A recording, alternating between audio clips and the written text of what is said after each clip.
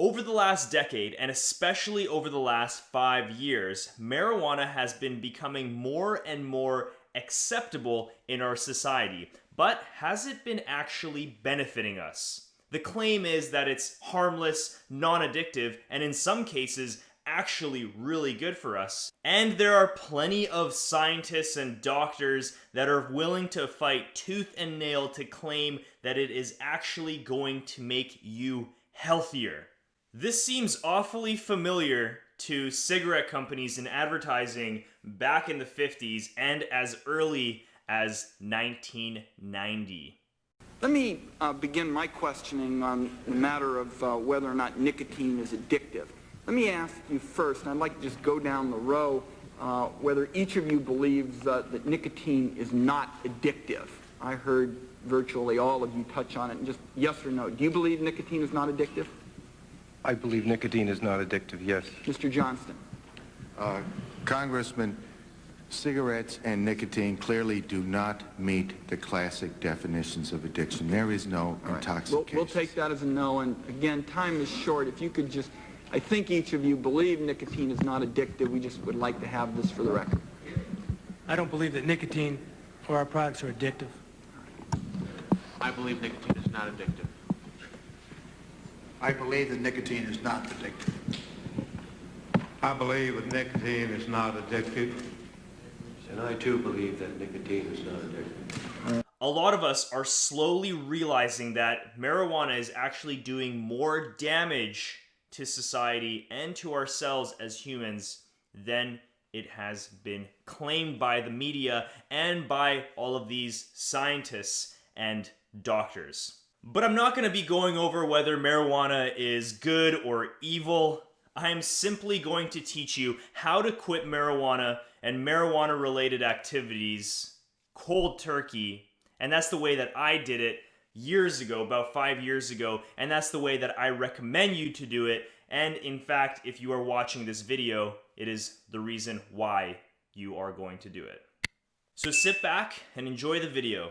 If you are a chronic marijuana user and you decided to put it down for 1 or 2 days, you would experience an onslaught of withdrawal symptoms that include irritability, insomnia, lack of appetite, lack of motivation, loss of focus, anxiety, panic attacks, cravings for more weed, paranoia, depression, loss of interest in activities you once enjoyed, and a feeling like you can't function like a human being. If marijuana wasn't an addictive drug, you wouldn't experience withdrawal side effects.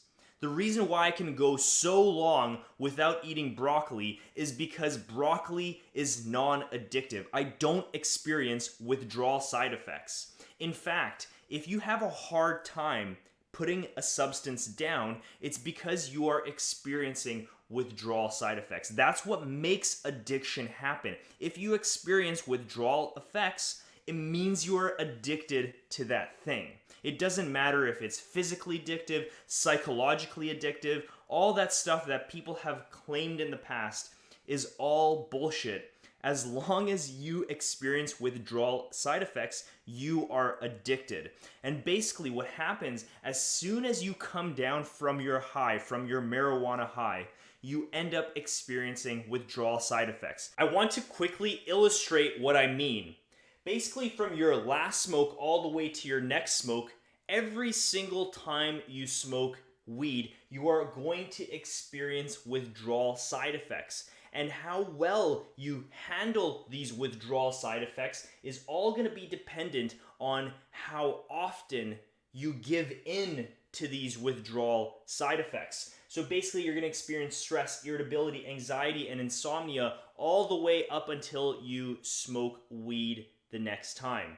But this isn't the same for all weed smokers. Somebody who smokes weed once a year doesn't experience these side effects as intensely as somebody who always gives in to these side effects. So somebody who smokes weed on a daily basis is going to experience these side effects much more than somebody who smokes weed on a very, very rare occasion. Quitting smoking weed cold turkey is basically just accepting your withdrawal side effects. That's it. But quitting smoking weed is no walk in the park. Those withdrawal side effects are not easy to handle. So a lot of people, they opt for tapering off. They want to maybe just smoke weed on the weekends, or they want to maybe just smoke weed once a day and slowly come off smoking weed, move to just once a month and once every 2 months.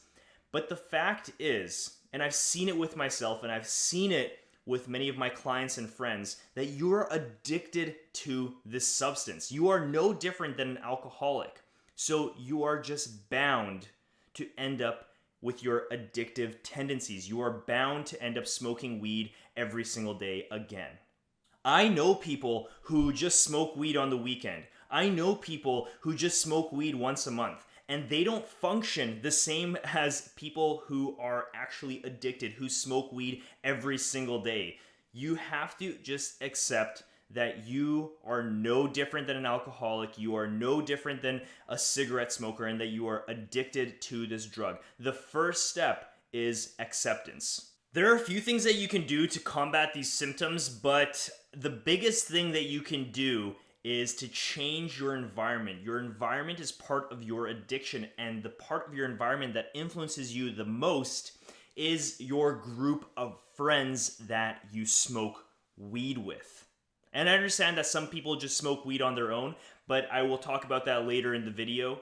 And the fact that you are still hanging out with your friends is the thing, your friends that smoke weed, is the thing that is holding you back from being able to quit permanently. You are the average of your top 5 friends, so if you don't change your friends, you will never be able to change yourself. If you smoke weed alone, this means that you have to change your immediate environment, meaning that you have to throw away all your lighters, all your grinders, all your weed smoking paraphernalia in general. You have to rip that poster of Snoop Dogg off your wall, and you have to make sure that you don't hang around anything that reminds you of smoking weed. But not only that, you have to change the activity that you do during your high. You have to replace it with something that is healthy and that's going to make you feel good, that's going to release endorphins.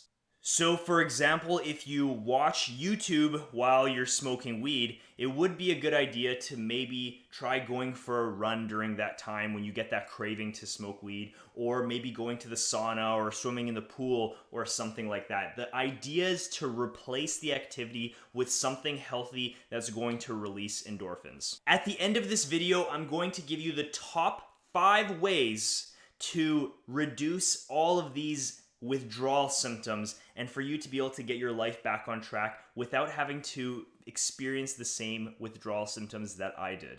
And the biggest thing that you can do that is going to help you so much, especially if you are a heavy smoker, is to join a group called Marijuana Anonymous. They have in-person and online groups available for you to reach out to and just realize that you're not alone. As promised here, the top 5 things you can do to relieve your marijuana withdrawal symptoms and be able to kick the habit for good without experiencing any weird side effects. Number 1 is taking melatonin before you go to bed. I would say about 30 to 45 minutes, up to 60 minutes before you go to bed, take 10 milligrams of melatonin. And I know this seems like it's a lot, but it's actually not that much considering what you have done to your brain. Basically, one of the biggest symptoms that people experience when quitting marijuana is the insomnia. They can't sleep. So you have to take a huge amount of melatonin in order for you to fall asleep. This is going to be the most natural way to do it, as opposed to taking something like a sleeping pill. So number 2 is to take a GABA supplement. Basically, this will just reduce stress and anxiety during this time, because a lot of people, they find that they're very irritable and that they often have high anxiety, high stress during this time of these withdrawal symptoms, naturally, of course. So the best thing you can do is take 100 milligrams of GABA every single day, and this will just help you feel a lot more relaxed. The third thing that you can do and this is going to be very important as well, is to exercise on a daily basis. And this doesn't mean that you have to start going to the gym and just lifting heavy weights or anything like that. Just even a 30-minute walk a day is going to help you so much just to clear your mind and just get your body moving. And it's also going to just give you something to do during this time so you don't have to think about smoking weed.